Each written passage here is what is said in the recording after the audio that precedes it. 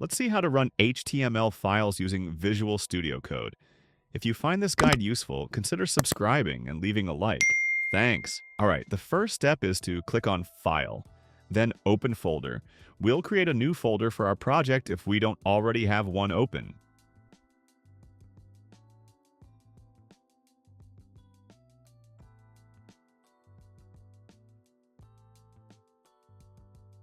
Now click here and create a new HTML file.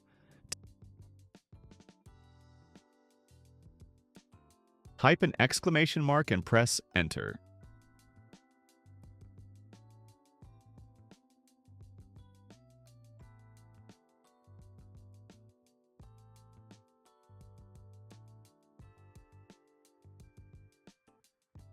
Now go to Extensions. Search for Live Server. Click here and install the extension. In my case, I won't do it because I already have it installed. Then click on Go Live, and that's it. Reminder, every time you make a change in the code, you need to press Ctrl+S so it updates in Live Server. Thanks for watching.